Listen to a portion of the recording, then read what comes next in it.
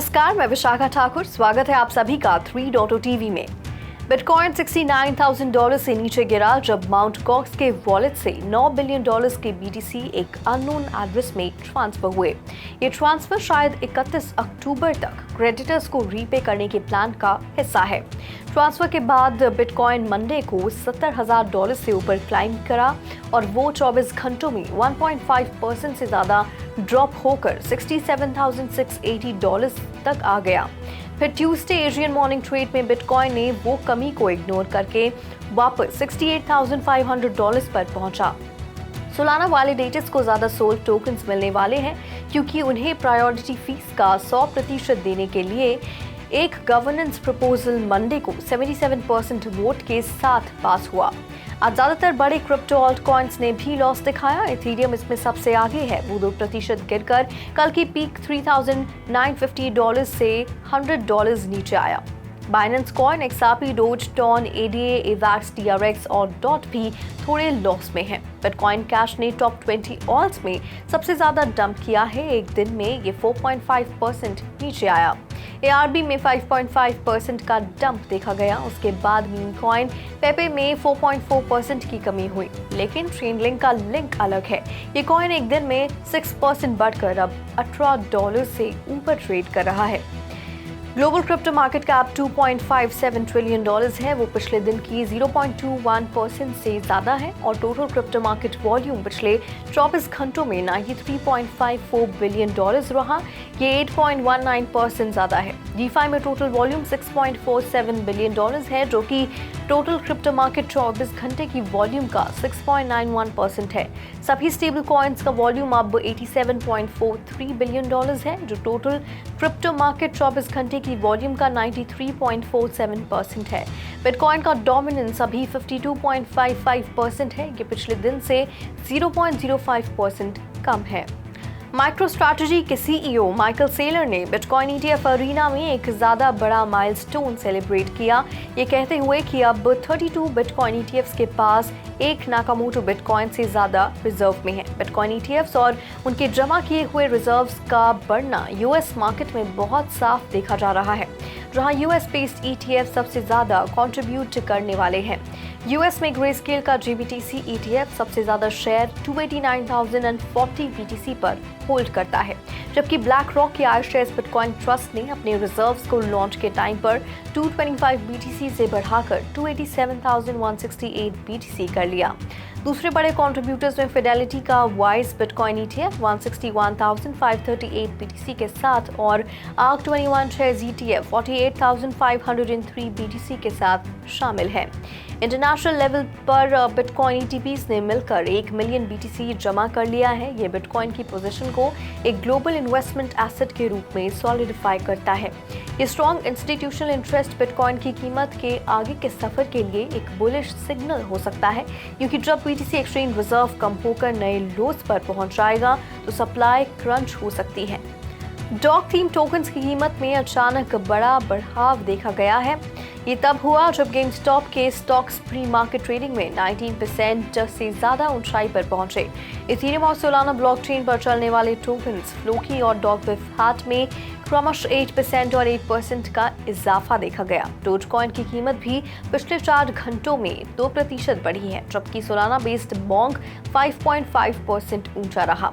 Meme tokens अक्सर GameStop और AMC entertainment holding जैसे स्टॉक्स की मूवमेंट को रिफ्लेक्ट करते हैं, जिससे कुछ इन्वेस्टर्स इन मूवमेंट्स को यूफोरिया की निशानी मानते हैं।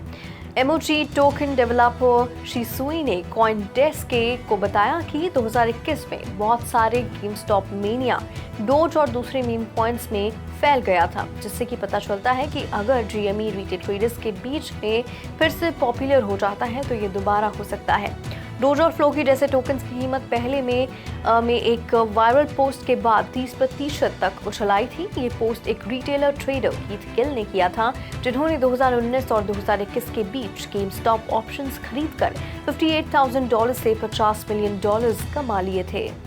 सोलाना इसके असेंडिंग चैनल की निचली सीमा पर शुरू से ही ट्रेड कर रहा है। मई 20 से शुरू होकर सपोर्ट लाइन की तरफ नीचे जा रही है। मई 20 को सेलिंग एक्टिविटीज के बाद ऑल्ट कॉइन की कीमत $184 तक चली गई थी, लेकिन सोल ने मई 20 से फ्यूचर्स मार्केट में अपने ओपन पोजीशंस में कमी देखी है। पिछले 7 दिनों में 4% की कमी हुई। ये कमी इस बात का सिग्नल हो सकती है कि बाजार में लोग ज्यादा से ज्यादा ट्रेडिंग पोजीशन से बाहर आ रहे हैं और कोई नया पोजीशन नहीं खोल रहे हैं। एक्सपर्ट्स प्रेडिक्ट करते हैं कि अगर सोल $163 की सपोर्ट को तोड़ देता है तो इसकी कीमत और नीचे $157.99 तक गिर सकती है। लेकिन क्रिप्टो एक्सचेंजेस पर पॉजिटिव फंडिंग रेट की वजह से फ्यूचर्स इन्वेस्टर्स अभी भी सोल में लॉन्ग पोजीशंस ले रहे हैं, जिससे कि बाइंग प्रेशर बढ़ रहा है और ये एसेट की कीमत को $172.41 की तरफ ले जा रहा है। सख्त वित्तीय नियमों के कारण साउथ कोरियन यूनिवर्सिटीज दान की गई क्रिप्टो को कैश में बदलने के लिए संघर्ष कर रही हैं। अप्रूवल के लिए यूनिवर्सिटीज के अनुरोध के बावजूद कोरियन फाइनेंशियल इंटेलिजेंस यूनिट और मिनिस्ट्री ऑफ एजुकेशन यूनिवर्सिटीज को क्रिप्टो लेन देन के लिए कॉर्पोरेट खाते खोलने की अनुमति देने की संभावना नहीं है। दान की गई क्रिप्टो करेंसी को कोरियाई वॉन में बदलने के लिए यूनिवर्सिटीज को वर्चुअल एसेट एक्सचेंज में एक वास्तविक नाम वाले खाते की आवश्यकता होती है। लोकल फाइनेंशियल अथॉरिटीज ने बैंकों को निर्देश दिया है कि वे डोमेस्टिक कॉर्पोरेशंस और इंस्टीट्यूशंस को ऐसे खाते जारी ना करें, क्योंकि उन्हें चिंता है कि कॉर्पोरेट नाम के तहत कॉर्पोरेट खाते वास्तविक नाम वाले खातों के रूप में योग्य नहीं हो सकते, जिससे मनी लॉन्ड्रिंग का उच्च जोखिम पैदा हो सकता है। स्पेसिफाइड फाइनेंशियल ट्रांजैक्शन इंफॉर्मेशन की रिपोर्टिंग और उपयोग पर अधिनियम स्पष्ट रूप से कॉर्पोरेट खातों को प्रतिबंधित नहीं करता है, लेकिन वित्तीय अधिकारी उन्हें सार्वजनिक हित उद्देश्यों के लिए कुछ सरकारी एजेंसियों तक सीमित रखते हैं।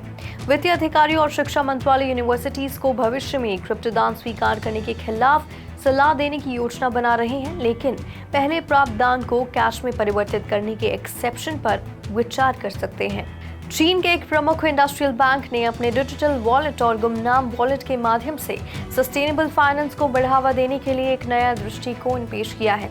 उपयोगकर्ता पर्सनल कार्बन अकाउंट में पॉइंट्स अर्न कर सकते हैं, जिसका उपयोग विभिन्न लेन देन के लिए किया जा सकता है, जैसे कि रहने का खर्च, फंड में निवेश और क्रेडिट कार्ड बिल का भुगतान करना। बैंक ने चीन में डिजिटल बैंकिंग के विकास को प्रदर्शित करते हुए 7.3 मिलियन डिजिटल वॉलेट खोले हैं। ये प्रमुख परियोजनाओं को फंड करने के लिए अपनी RMB डिजिटल करेंसी का उपयोग करते हुए ग्रीन फाइनेंस में भी एक प्रमुख खिलाड़ी रहा है। बैंक ने मरीन कार्बन की पहली खरीद को बढ़ावा देने के लिए अपनी CBDC का उपयोग किया है और ग्रीन फाइनेंस प्रोजेक्ट के लिए लगभग $967 मिलियन का लोन प्रदान किया गया है। डिजिटल और ग्रीन फाइनेंस का ये एकीकरण कॉम्प्लीमेंट्री एडवांटेजेस प्रदान करता है, जैसे कि एनवायरमेंटल सस्टेनेबिलिटी को बढ़ावा देना और बैंकिंग सिस्टम एफिशिएंसी में सुधार करता है।